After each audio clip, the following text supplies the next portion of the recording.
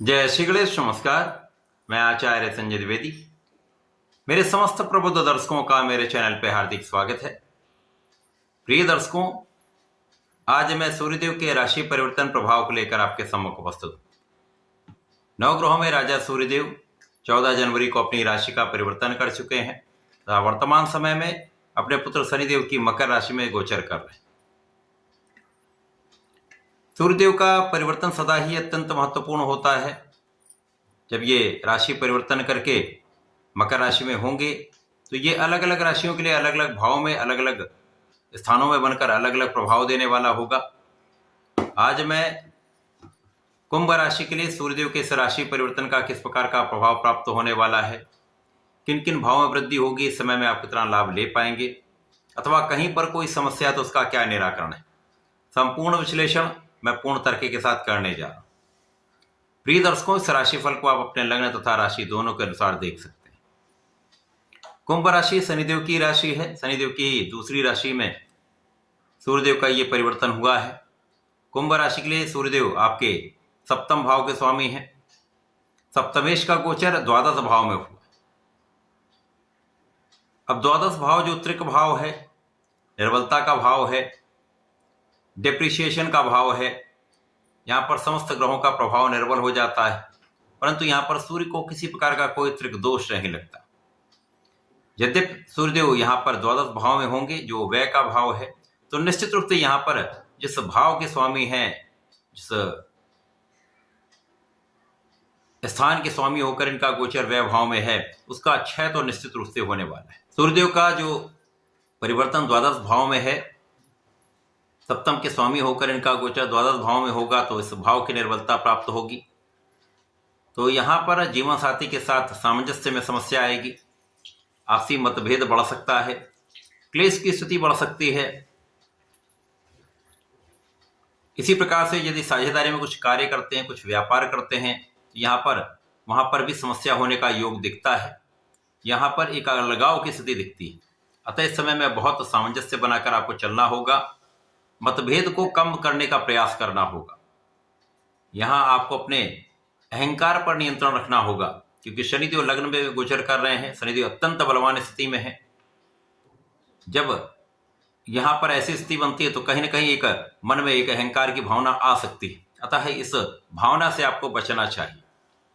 और शनिदेव का प्रभाव सप्तम भाव पर भी है, और सप्तम भाव के स्वामी द्वादश भाव पर होंगे, तो कहीं ना कहीं ये एक समस्या का योग बनता है। इसी प्रकार से इस समय में यात्राएं हो सकती हैं। यहां पर कुछ आपका व्यय बढ़ सकता है। कानूनी समस्याओं में भी कुछ व्यय का योग दिख रहा है। यदि किसी प्रकार की कोई कानूनी समस्याएं चल रही थी, कोई विवाद चल रहा, तो उनका हल निकलेगा, आपका पक्ष बलवान रहेगा, आप अपने इस कानूनी समस्या में विजयी होने वाले। सूर्यदेव का प्रभाव यहां पर आपके शत्रुओं पर संपूर्ण अंकुश लगाने वाला है। ऋण यदि आपने लिया हुआ तो इस समय में आप अपने ऋण को चुका सकते हैं। इस कारण भी आपका कुछ व्यय हो सकता है।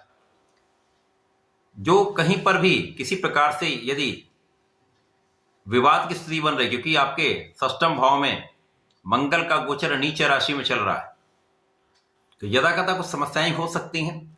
तो अपने स्वार्थी मित्रों से आपको बचना चाहिए। भोग विलास पर नियंत्रण रखना चाहिए। किसी प्रकार के खाने पीने से, बाहर के खाने पीने से आपको बचना चाहिए। यहां पर आप सावधान रहेंगे तो स्वास्थ्य समस्याएं भी नहीं होंगी और किसी प्रकार का कोई विवाद भी नहीं होगा। सूर्यदेव का प्रभाव निश्चित रूप से आपको यहां पर शत्रु पक्ष पर नियंत्रण, रोग पर नियंत्रण तथा ऋण से मुक्त करने वाला है। परंतु आंखों से संबंधित कुछ विकार हो सकते हैं, आंखों का ध्यान आपको रखना चाहिए। विशेष रूप से बाईं आंख से संबंधित समस्याएं होती हैं। यात्राएं अच्छी हो सकती हैं, यात्राओं में लाभ मिल सकता है। साझेदारी के काम से यदि आपने कोई यात्रा की है तो वहां पर एक अच्छा लाभ प्राप्त हो सकता है। जो लोग फॉरेन सर्विसेज में हैं उनके लिए एक अच्छा योग है, जब आपके प्रभाव के कारण, आपके योग्यता के कारण धन का एक अच्छा लाभ आपको मिल सकता है।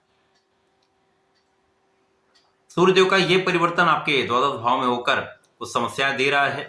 यहाँ पर आपको बहुत संयम, बहुत समझदारी से कार्य लेना होगा, परंतु कुछ कार्यों के परिप्रेक्ष्य बहुत अच्छा फल देने वाला है।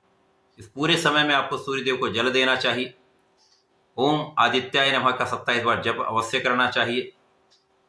यदि इस पूरे समय में, इस पूरे सूर्यदेव के गोचर काल में आप गायत्री मंत्र का जप करते रहते हैं तो समस्याएं कम से कम होंगी, लाभ बढ़ जाएगा, व्यय पर नियंत्रण होगा तथा आपके कामों में आपका पक्ष बलवान रहेगा। तो ऐसा करके समय का उपयोग करें, लाभ लें। धन्यवाद, नमस्कार।